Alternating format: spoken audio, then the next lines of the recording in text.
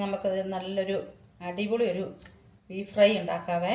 നമ്മൾ സാധാരണ ഉണ്ടാക്കുന്ന പോലത്തെ അല്ല. ഇത് കാണിക്കുക. അതിന് ഇത് 1/2 കിലോ എല്ലില്ലാത്ത ബീഫ് വേണേ. നല്ല വൃത്തിയായിട്ട് കഴുകി വൃത്തിയായിട്ട് എടുത്തുകൊണ്ട് വരാവേ. ബീഫെല്ലാം നല്ലതായിട്ട് കഴുകിക്കൊണ്ട് വന്നിട്ടുണ്ടേ.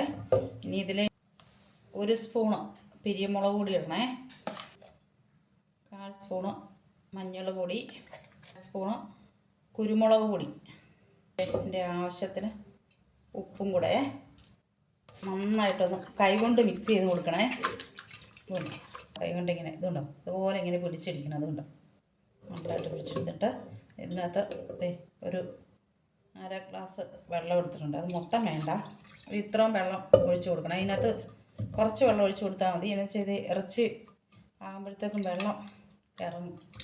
നമ്മുടെ ബീഫ് എന്തൊക്കെയുണ്ടാകുന്നത് അത് ഓരോ കഷ്ണങ്ങളായിട്ട് കട്ട് ചെയ്തിരിക്കട്ടെ. ഇനി ഇത് കാണാമല്ലോ അല്ലേ.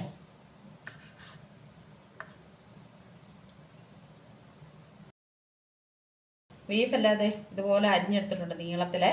അപ്പം ഇതിപ്പം ശകലം വെന്ത് പോയി കേട്ടോ. അപ്പം ഒത്തിരി വെന്ത് പോയിട്ടില്ല. അപ്പം നമുക്ക് കറക്റ്റ് ലെവലിൽ നീളത്തിൽ അരിഞ്ഞെടുക്കണമെന്നുണ്ടെങ്കിൽ ഒരു 1/4 വേവിലെടുത്താൽ മതി കേട്ടോ. 7 വിസിലാണ് ഞാനിട്ടത്. പക്ഷേ 7 വിസിലിടണ്ട, 6 വിസിലാകുമ്പോൾ നിർത്തിയിട്ടാൽ മതി കേട്ടോ.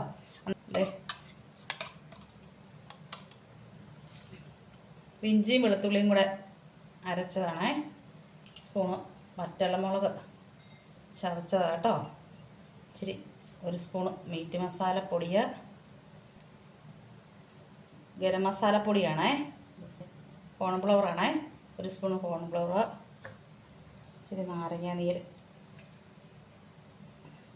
1/2 സ്പൂണ് പിരിയമുളക് പൊടിയും കൂടെ ഇടണേ. പിരിയമുളക് പൊടി, ശകലം ഉപ്പും കൂടെ. നമ്മൾ വേവിച്ചതിൻ്റെ ആ ചാറ് നന്നായിട്ടൊന്ന് ഇളക്കി യോജിപ്പിക്കണം. നമുക്ക് നമ്മുടെ ഇറച്ചി വറുക്കാനുള്ള എണ്ണ ഒഴിച്ചു കൊടുക്കാവേ. ഇട്ട് കൊടുക്കാവേ.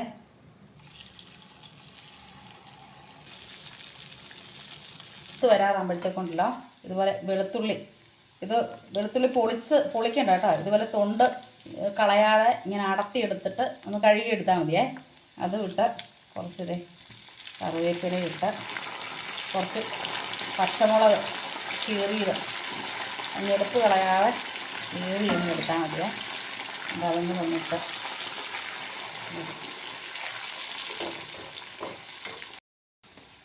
ഇപ്പം നമ്മുടെ ബീഫെല്ലാം നല്ല മൂത്ത് വന്നിട്ടുണ്ട് കേട്ടോ.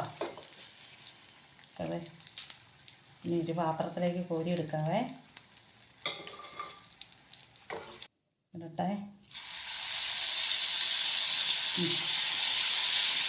ബാക്കിയും കൂടെ എടുത്ത് വെച്ചാൽ ഇപ്പം നമ്മുടെ ബീഫ് ഫ്രൈ എല്ലാം റെഡി ആയിട്ടുണ്ടായി. എല്ലാവരും ഇങ്ങനെ ഒന്ന് ഉണ്ടാക്കി നോക്കണം കേട്ടോ. കണ്ടോ, നമ്മുടെ വെളുത്തുള്ളിയൊക്കെ നല്ല തൊണ്ടോട് കൂടിയിട്ടേക്കുന്ന കാരണം കൊണ്ട് നല്ല ഉണ്ടോ, നല്ല മൊരിഞ്ഞ് വന്നിട്ടുണ്ട്. നല്ല രസമാണ് കേട്ടോ. അപ്പം എല്ലാവരും ഇതുപോലെ ഒന്ന് ഉണ്ടാക്കി നോക്കുക. അപ്പം ഇന്നത്തെ എൻ്റെ വീഡിയോ ഇത്രേ ഉള്ളൂ. അപ്പം നിങ്ങൾക്ക് എല്ലാവർക്കും എൻ്റെ വീഡിയോ ഇഷ്ടമായെങ്കിൽ നിങ്ങളെല്ലാവരും എനിക്ക് സപ്പോർട്ട് ചെയ്യണം. ലൈക്ക് അടിക്കണം, കമൻ്റ് ഇടണം, സബ്സ്ക്രൈബ് ചെയ്യണം. Thank you. അപ്പം എന്തെങ്കിലും